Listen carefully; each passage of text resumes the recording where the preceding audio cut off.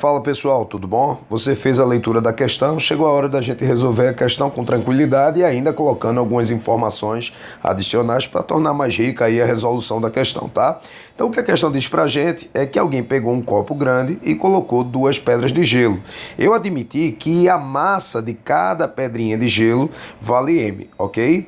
O que acontece é que inicialmente cada pedrinha de gelo dessa encontra-se a 0 graus Celsius. Só que a questão diz pra gente que no final de todo o processo nós temos apenas água na fase líquida e o detalhe é que essas pedras de gelo vão derreter. E como é que a gente sabe que essas pedras de gelo vão derreter? Ora, a gente sabe que essas pedras de gelo elas vão derreter, pois sob condições normais de temperatura e pressão, como o sistema, ao final de todo o processo, vai estar a 1 grau Celsius, como a questão diz para a gente, não é? Então, isso quer dizer que nós não temos mais água na fase sólida, ou seja, o gelo derreteu. Então, o que foi que aconteceu? O que é que a gente tem que avaliar? O que a gente tem que avaliar, pensando nas pedras de gelo, é que a água começou a fornecer energia para essas pedras de gelo a tal ponto que elas derreteram e ainda conseguiram aumentar a sua temperatura, variar a sua temperatura. Sendo assim, minha gente, vamos calcular qual é a quantidade de calor total que foi necessária para que essas pedras de gelo derretessem e ainda esquentassem. Então, a quantidade de calor total vai ser a quantidade de calor latente de fusão mais a quantidade de calor sensível agora para o gelo que derreteu, que agora virou água. Eu vou chamar de água linha porque é exatamente a água proveniente do derretimento do gelo, tranquilo? E aí vamos lá. Lembre-se que a quantidade de calor latente ela está associada a mudanças no estado físico. E como é que se calcula a quantidade de calor latente? É a massa vezes o calor específico latente. No caso, o calor específico latente de fusão, que é a passagem do estado sólido para o estado líquido. E a quantidade de calor sensível é calculada sendo a massa vezes o calor específico vezes a variação de temperatura. Tranquilo, pessoal? Então vamos lá fazer o cálculo para sabermos quanto é que de energia essas pedras de gelo tiveram que receber para derreterem e ainda conseguirem aumentar a sua temperatura em 1 grau. Então, lembre-se que cada pedrinha de gelo tem uma massa M, não é? Deixa eu dar uma apagadinha aqui para que você possa observar melhor. Cada pedra de gelo tem uma massa M. Então, nós vamos ter 2M. Estamos colocando no lugar desse M aqui, olha, 2M, que é a massa das duas pedras de gelo juntas, ok, pessoal? Vezes 80. Minha gente, o calor latente de fusão vale 80 calorias por grama. Quer dizer que para derreter 1 grama de gelo, você precisa fornecer a ele 80 calorias, ok? Mais 2M, que é a massa das duas pedras de gelo que agora viraram água, não é? Vezes o calor específico da água, que é 1. O calor específico da água na fase líquida é de 1 caloria por grau Celsius.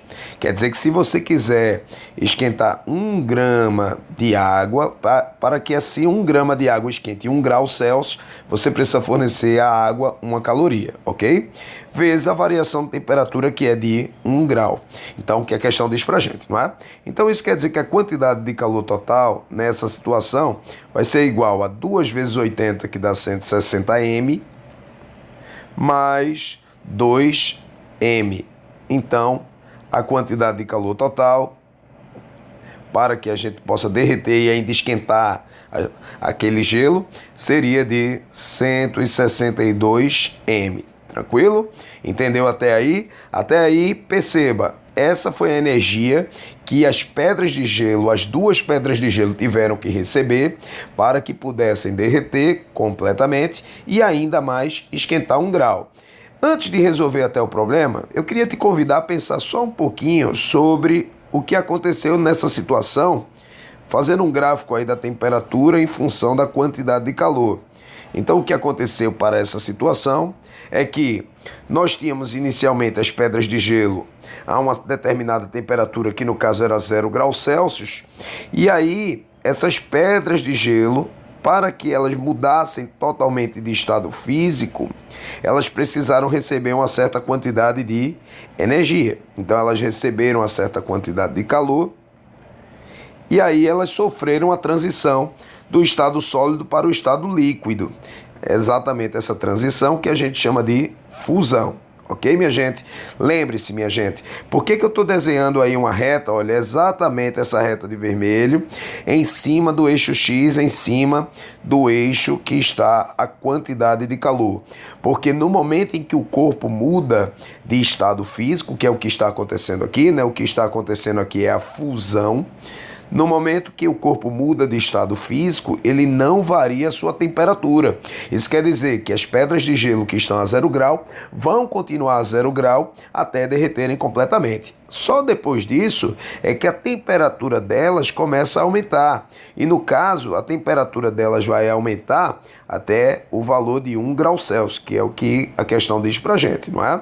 Então, olha, tornando a questão mais rica aí de informações, nós temos que a temperatura cresce até 1 grau e olha, colocando aí os valores das energias, das quantidades de calor para essas situações, nós temos então que para derreter completamente foi necessário 160 M. E para derreter e esquentar foi necessário uma quantidade de energia de 162 M. Ok, gente? Então, olha, isso aí é só para que a gente possa entender melhor. E toda essa energia que o gelo recebeu, ele veio exatamente da água onde ele está mergulhado. Então, bem, por que isso é importante? Porque agora vem a outra parte da questão. A questão está pedindo para saber o que aconteceria caso, ao invés de termos apenas 2 pedras de gelo, tivéssemos agora 4 pedras de gelo. Então, se eu colocar 4 pedras de gelo na água, o que é que vai acontecer? Na mesma situação, tá, gente? Então, isso quer dizer que agora a água vai continuar fornecendo 162 M de energia, mas não mais apenas a 2 pedras de gelo, e sim a 4 pedras de gelo. Vamos ver o que é que vai acontecer. Então, minha gente, o que vai acontecer agora é que alguém vai pegar o mesmo copo, só que agora, ao invés de termos apenas 2 pedrinhas de gelo, nós vamos ter 4 pedras de gelo mergulhadas na água. Então, vamos colocar aí as 4 pedrinhas de gelo, a primeira pedrinha, segunda, terceira e quarta pedra de gelo sendo mergulhadas aí na água, ok? Lembre-se que a água, no máximo, pode fornecer uma quantidade de energia, uma quantidade de calor que é de 162 M, que a gente já havia calculado. Agora vamos fazer o seguinte, vamos calcular quanta energia seria necessária para que as 4 pedras de gelo pudessem derreter. Então, como estamos falando de derretimento, estamos falando de mudança de estado físico. Então, a quantidade de calor, que é a quantidade de calor latente, para que as 4 pedras de gelo sofram fusão. Então, seria a massa das 4 pedras de gelo, a massa das 4, vezes o calor latente de fusão. Então, como cada pedrinha de gelo tem massa M, então vai ficar 4M vezes o calor latente de fusão, que é 80, e isso vai ser igual a 320 M. Então, para que as 4 pedras de gelo possam derreter, a água teria que fornecer uma energia de 320 M. Bem, eu fiz um esqueminha antes de respondermos a questão, que eu queria que você entendesse bem o que vai acontecer para essa situação, avaliando esse esqueminha comigo, que é o seguinte, olha, se porventura a água fornecer uma quantidade de energia menor do que 320 M, o que vai acontecer é que o sistema, no caso as 4 pedras de gelo, não vão derreter completamente. Lógico, porque não receberam energia para derreter completamente. Receberam menos do que os 320 M. E lógico que se elas não conseguem derreter, então elas também não vão poder esquentar. Porque para poder aumentar a sua temperatura, seria necessário que primeiro elas derretessem completamente. E por isso que elas não derreteriam completamente e ainda o sistema iria ficar a 0 graus Celsius, ok, gente? Então, se recebe uma energia menor do que 320, então o sistema não derrete completamente e todo mundo vai ficar a 0 graus Celsius, porque não varia a sua temperatura, afinal de contas não consegue derreter. Se porventura a água pudesse fornecer uma energia exatamente igual a 320 m, o que iria acontecer é que o sistema iria derreter completamente e continuar na mesma temperatura que está. Ora, porque se porventura a água fornecesse exatamente 320 m, o que iria acontecer é que as 4 pedras de gelo iriam conseguir derreter. Afinal de contas, receber energia para derreter, porém não para aquecer. É por isso que então o sistema iria ficar todo mundo na fase líquida, porém a 0 graus Celsius, porque a energia apenas foi necessária para o derretimento. E finalmente, se a energia fornecida pela água fosse maior do que 320 m, agora sim, o sistema iria derreter e ainda iria variar a sua temperatura, ou seja, iria aquecer caso o fornecimento de energia fosse maior do que 320 m. Mas a gente sabe que o que aconteceu de verdade foi essa situação aqui, olha. Por quê? Porque lembrando, e aí vamos voltar lá para cima, lembrando que a água só conseguia fornecer 162 m.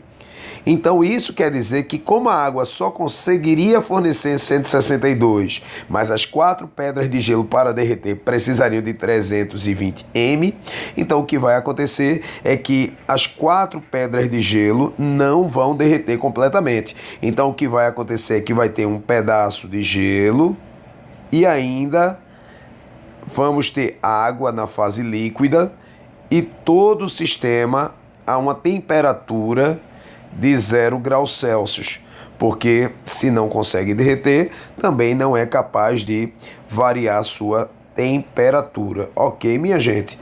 É por isso que então a gente tem que procurar a alternativa que contenha isso aqui como resposta, tranquilo?